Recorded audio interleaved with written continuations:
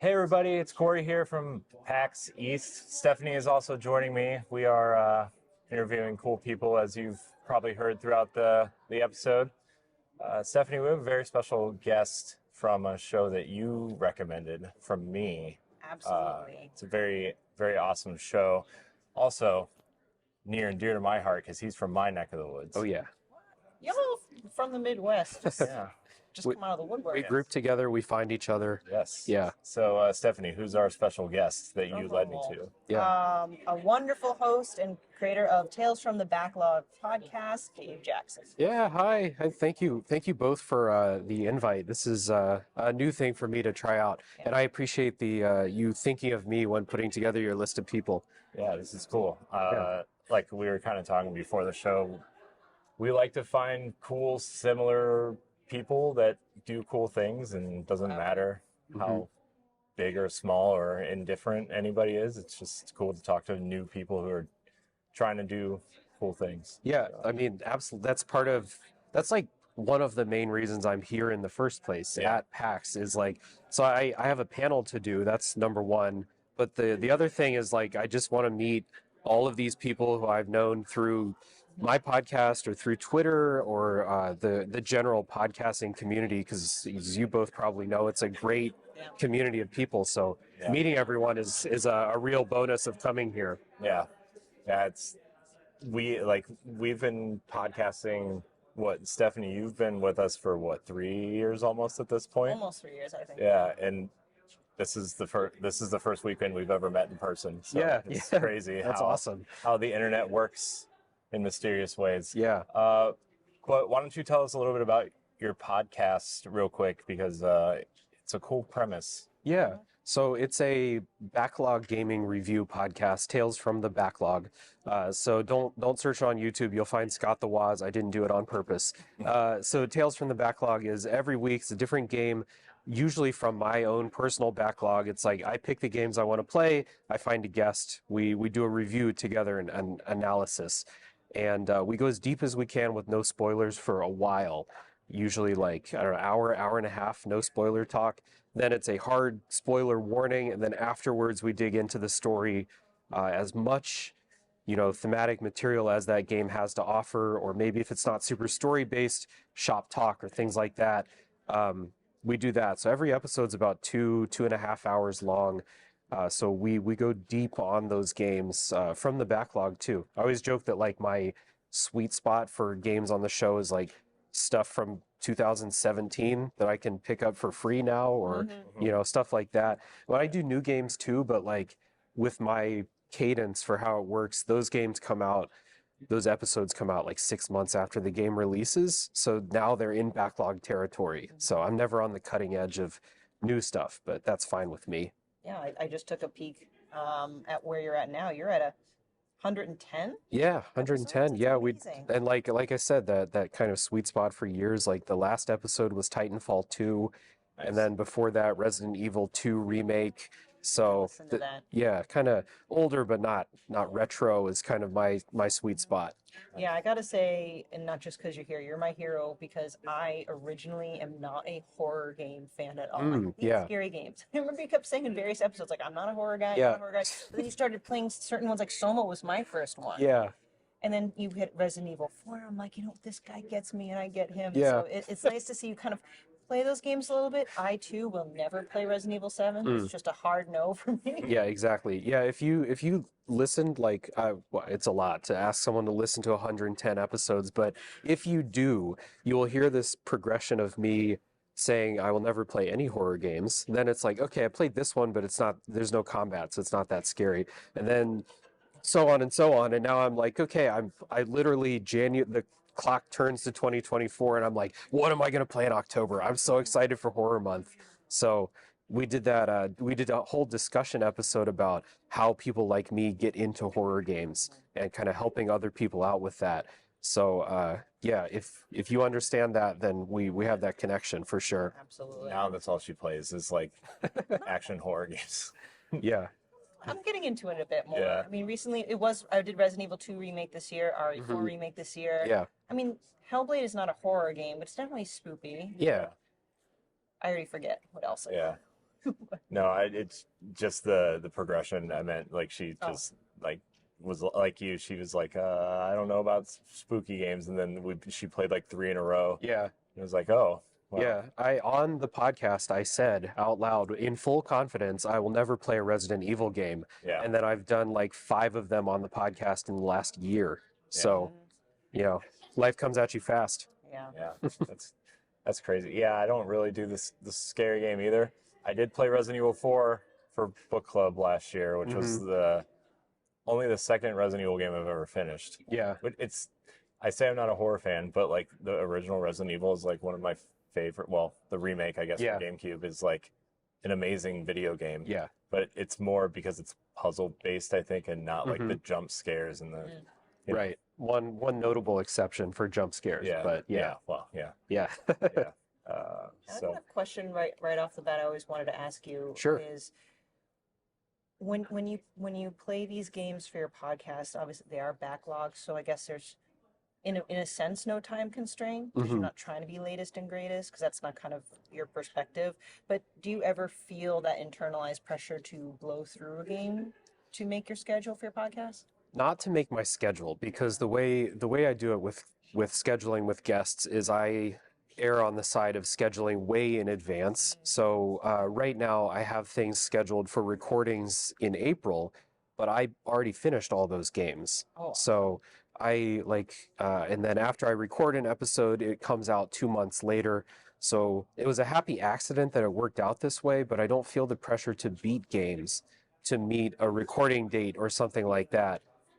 What I do feel is like if I'm not feeling a game, but I feel like I still want to talk about it for whatever reason, then I do feel that pressure to actually finish the game. Whereas like if it wasn't for the podcast, I would just, drop it and play something else. But if it's still interesting enough to talk about, I will force myself to finish it. Unless it's just like a complete non-starter to go finish it and I just watch it on YouTube, but that's where I do feel some of that, like that content pressure, cool. I have a game that I don't know if you've done it on your podcast. Maybe you have. Maybe I just didn't get that far yet. Kind of a horror game. Well, it's survival horror, but it's not. Blue Stinger for Dreamcast. Somebody brought that up on a recent episode when we were talking about. I think we were talking about how we evaluate retro games on a roundtable pretty much recently, but I've never played that. I had heard that was a marketing weird thing where they were like, this is a survival horror game, and then it actually wasn't when people bought it or something like that. Yeah, it's crazy. It's just like it's set up like Resident Evil, right, where you have to manage your inventory, and it's survival horror in that sense, but it's like takes place on an island during the day, and it's like it's a zombie infested island, but it's super colorful and it's really ridiculous. It takes place during Christmas, and there's like big Santa posters and Christmas music all throughout the game. And by the way, also it only has 2 tracks: really intense action and really intense Christmas. There's no in between. Nice. Oh, that's great. Also, all the cool weapons they give you, like the Gatling gun, you can't control it, and you're always like this. Like it just moves automatically like this, and you can't stop it. So like you can't hit enemies really. And then it turns out the best weapon in the game is just the fire axe. Okay. And you just go through the whole game with the fire axe. Right on. So and then you get different outfits that'll give you different melee moves. Like there's a Santa outfit that it's like a power bomb move, and like a wrestling outfit that like does wrestling moves. And Okay, that sounds like Santa to me. Yeah. So it's really ridiculous and dumb, but in the best possible way. Yeah. Where at the time, playing it totally serious, also the audio sounds like somebody's talking into a telephone and they just put a recorder up to the telephone. That's pretty good. Yeah, it's really good. Yeah. Really, really good. So Now, you said you're here on a panel, right? Are you on Jacob McCourt's panel? On Sunday, yes. Sunday. Okay, remind us. So Sunday at 12:30 p.m. in the Albatross Theater, we're doing the Between Two Screens Nintendo DS retrospective. So what we're going to do there, if either of you are interested in coming and hanging out, we have a mini history lesson for the DS, and then we have a preliminary list of our quintessential DS games, and then the audience can come up and pitch new games I love and it. try and kick ours off the list. And then the judges vote on, whether the games stay or go. Oh, Yeah. I like that format. I think he's done something like that last year with Yeah, the the GameCube, and I think he did a GBA one as well. Yes. Yeah, Nice. yeah. So what are your quintessential? Give me 3 quintessential DS games. Okay. Number one, Rhythm Heaven. Mm. When I think of the DS, I think of weirdo games that use the touchscreen in fun ways. So Rhythm Heaven forever in my heart.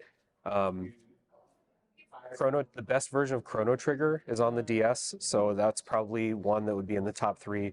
And then I am a Picross freak. Mm. You guys know what Picross Yes. Yep, is? we Yeah. have one of those in our writing team. Okay, yeah, I'm a Picross freak, so Picross 3D on the DS Okay. is so good. Little sneak peek for both of you. So I when we announced this panel, or when we confirmed the panel, I looked at the DS games that I've played and the DS games that are on all the best DS games list and all of that. And I thought to myself, I'm going to do some research. I'm going to, try out these Kirby games and go back and try the Zelda games I tried way back in the day. And what I did was I played like 35 hours of Picross 3D. So that should show you how good I think that game is. Nice. Yeah, DS was an interesting machine, especially early on, because you got all those, like, you got the moms involved with like Brain Age, Right. and Yeah. all these other things, but like it also has a really good version of Tetris. Yeah, that's what I hear. Yeah, and New Super Mario Brothers started there, and Mm-hmm. I really loved that first game, and it's a great machine. Yeah. Really, really great library. Yeah, and a bunch of innovation throughout its history. So, like, you have your more standard like Castlevanias on the system, and Chrono like RPGs that like will use the second screen to show your map or your inventory or whatever. And then you have all these other games that are like, how can we make this a crucial part of our gameplay, like Rhythm Heaven? Mm-hmm. Yeah, and Rhythm Heaven. Every time I think of music games, though, I think of that weird Guitar Hero attachment That's that you can only play on the DS Lite because it doesn't fit any of the other DSs. Yeah, I'm not sure that was worth it for them to do, but the DS is full of weird peripherals like that. Yeah. Weird peripherals. DS. What's the weirdest one? I honestly, I don't. This is not my area of expertise because I just had the DS and I just I played mostly Game Boy Advance games on it, but then I also just had the classic stuff. Mm-hmm. So peripherals that's someone else's area of expertise on that panel, but we have some weird ones on the list. Stuff that they brought up and I was like, why? Who thought that was a good idea to make? What's your favorite console to go back to for your podcast? Like, I know you said recent but not retro. Right. I heard someone say Xbox 360 was a retro console the other day, and I almost threw up in my mouth. Yeah. But, what's your favorite kind of console to go back to? Yeah. I think there's like multiple metrics for measuring retro, and like several of those metrics, the 360 fits now. Which I'm with you. Like I turn to dust when I hear that. Yeah. But for my show, like the probably the most represented console is like the PS4 or the Switch or something like that. But I really like going back to like Game Boy Advance because that was a key thing for me growing up is the Game Boy Color, Game Boy Advance, and then so going back to those is always good. But like I think if you were to list out all of the games that I've done on the show and by console or whatever, it would be like that PS4 Switch type of generation. Well, that speaks a lot to what Switch does. I mean, there's Yeah. obviously a lot of great things about it, but the library is massive, and there are plenty of games that go back several years. Mhm. So, Yeah, lots of like indie games too. Yep. Like before I got a Steam Deck, the Switch was the place where I would, put all of those games, all the RPGs, all the indie games, the Metroidvanias. Like the Switch is the place where I want to play most of those things, and still sometimes because you can play the Switch way longer than the old Steam Deck. Yeah. Yep. Yeah. That battery life on that Steam Deck, I hear, Yeah. is Yeah, I'm trying to plow through Hellblade for our book club, and I swear I plugged it the night before and booted up 2 hours later. It's like 10%. I'm like, no. Yeah, it's like a 2 hour flight from Ohio out here to Boston, and I can't play Yakuza on the Steam Deck for the whole flight. There you go. Yeah. So yeah, That's why I'm playing Final Fantasy VII on Switch. there you go. But also, when you're playing the Steam Deck while you're playing, it sounds like the Steam Deck itself is a plane taking off. It's Yeah. like, Yeah. yeah. I don't know. My launch Switch sounds like that too, Oh, yes. but that's why it stays in the dock. Oh, I gifted that to some kid that doesn't care about the Switch that much. And then, there you go, you can have that one. You're an all dock player on the Switch. No, I have an OLED that I take with me places, Okay. but the launch Switch stays in the Gotcha. dock, mostly for the kids to play. That makes sense. Yeah. Now, did you happen to explore the exhibit floor and find anything that caught your eye? Yeah, so the first day and a half of it, I have not gone to any panels. I've just been down there playing games, talking to developers or people on the publishing side and trying out games. So I put together quite a list of cool stuff. What was the coolest game you saw? I tried the demo for Animal Well. Yes. Which- What do you think? It was really good. Like, you only get like 10 minutes in there, but like it was one of the only ones where when the time was up, I was like, no, not yet. Don't take this away from me yet. The surface. Yeah, exactly. And like in that 10 minutes, I found like 7 hidden passages and a bunch of secrets. So that was a really good one. We played the demo for Tape to Tape, the hockey game. Talking about that earlier. Yeah. Really, really fun. If you like remember those old, more arcadey NHL games, like NHL on like the N64 or something Yeah. like that, it really felt like that. But it has a bunch of weird, wacky stuff in it, like the rinks are not all ice. Like we played as a team called the Golfers, and the rink was made of grass, and then there were sand traps where the puck would stop if you hit it in there. So that was really, really fun. That's cool. Yeah. That's really cool. I passed it. I wanted to look at it, but I had an appointment to see this game. Altered Alma. Okay. Sorry, I always get it mixed up with something else. But it's like this Metroidvania, takes place in Neo Barcelona. It's really cool, and it has like this, the way you upgrade the weapons that you find. There's a relationship meter with different characters, and that's how you upgrade different weapons. Yeah.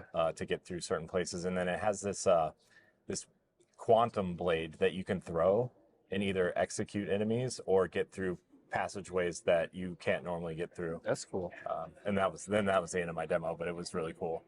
Nice. So I loved Animal Well, and the 2 ones that I discovered today, Crystalla. I didn't get to demo it, but I got to talk to one of the creators and watched. I'll have to sneak back and play it. It's a cat RPG Okay. with little Souls-like stuff. But one that I really caught me off guard was a game called Fretless. Yeah. It's a music RPG, so it's not just a pure rhythm game, which unfortunately, as much as I want to play Cadence of Hyrule, I couldn't get more than 5 minutes of it because I'm just not good at it. I'm just not good at it. Great game, not good at it. Yeah. But here, it's literally a turn-based RPG, great pixel graphics, everything plays smoothly, but instead of upgrading your armor and your weapons, you're upgrading, your mods and pedals, guitar picks, all that stuff. So much fun. Yeah, I heard about that last night from one of my friends, and every time I walked past it today, it was busy with people playing it. So, yeah, maybe worth going and waiting in line for that. Flash your exhibitor badge, I'm special. Yeah, flash well, I guess my badge does say special guest on it, There and you most people go. don't know what that means, so I can just be like, I'm a guest of honor. yeah, Mm-hmm. Yeah. I like it. badges are magic. Let me tell Yeah. you. Well, I don't want to take up too much more of your time. Why don't you tell everybody where they can find you, where they can find your podcast? Sure. Yeah, so again, my name's Dave. I'm the host of Tales from the Backlog, and you can find it on all the podcast apps. Again, if you search on YouTube, you'll find Scott the Woz, so you'll have to scroll a little bit. But everywhere else, you'll find Tales from the Backlog. And on Twitter and Blue Sky, it's at TFTBLpod. Yeah, and good times. I hope everyone checks it out. And thank you both for chatting with me. Yeah. Absolutely. This is It's cool. honestly an honor to chat with you because just the timing too, because you're one of my primary podcasts I listen to next to, Nintendo Power Block and stuff like that. Wow, Left thank Line you. Game Club. And so personal recommendation from me. I just think your format's great. What the details that you get into and the way you divide it up, like gameplay, characters, story, it's just very easy to listen to. And I mean that in the most complimentary way. Good, So good. Thank you. check it out. Yeah, Yeah. thanks. Yeah, check it out, and we'll put a link to the show in the show notes. And so I want to thank everybody for watching. You can see more interviews on our YouTube channel and more on the podcast, and we'll see you soon. Bye. And thank you.